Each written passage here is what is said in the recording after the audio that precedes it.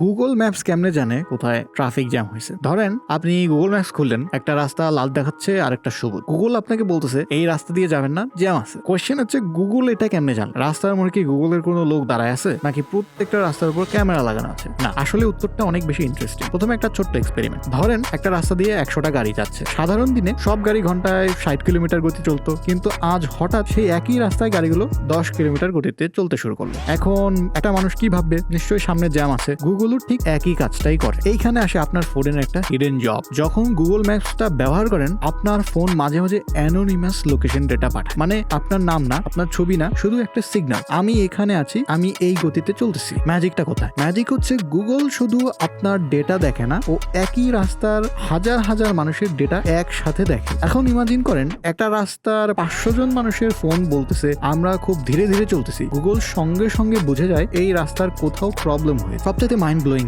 Google jam দেখতে পারে না, গুগল জ্যামের ইফেক্টটা দেখে। এই দুইটার মধ্যে হিউজ ডিফারেন্স আছে। গুগলের দরকার নেই সামনে ট্রাক উল্টাইছে নাকি অ্যাক্সিডেন্ট হয়েছে, ও শুধু দেখে মানুষ স্বাভাবিকের চাইতে ধীরে চলতেছে কিনা, আর সেখান থেকেই কনক্লুশন বের করে। এখন আসি রিয়েল টাইম প্রেডিকশন কেমনে দেয়। গুগল শুধু বর্তমান দেখে না, অতীতও দেখতে পারে। ধরেন প্রতিদিন সকাল 9টায় একটা রাস্তা জ্যাম হয়ে যায়, গুগল সেটা মনে রাখে। তাই অনেক সময় জ্যাম শুরু হওয়ার আগেই গুগল প্রেডিক্ট করতে পারে এই রুটে ট্রাফিক বাড়তে পারে। সো এখানে একটা ব্যাপার হচ্ছে, একজন মানুষের ডেটা খুব একটা পাওয়ারফুল না, কিন্তু লাখ লাখ মানুষের ডেটা যখন এক জায়গায় হয়, হঠাৎ করে একটা ইনভিজিবল পিকচার দেখা যায়, যেটা কোনো একজন মানুষ একা দেখতে পারতো না। তো Google makes the bigger picture. Google Maps আসলে ম্যাপ কোম্পানি না, এটা পৃথিবীর সবচাইতে বড় রিয়েল টাইম অবজারভেশন সিস্টেমস এর একটা। প্রত্যেক মুহূর্তে কোটি কোটি ফোন থেকে সিগন্যাল আসতেছে, আর সেগুলো একসাথে মিলে পৃথিবীর রাস্তার একটা লাইভ ইমেজ তৈরি করেছে। আর পরের বার যখন আমরা গুগল ম্যাপস আপনাকে বলবে এই রাস্তা দিয়ে যাবেন না, মনে রাখবেন গুগল ভবিষ্যৎ দেখতে পারে না, কিন্তু যখন লাখ লক্ষ মানুষের ছোট ছোট সিগন্যাল এক জায়গায় পৌঁছে যায়, তখন প্রেডিকশন আর ম্যাজিক এর মধ্যে পার্থক্যটা খুব ছোট হয়ে যায়।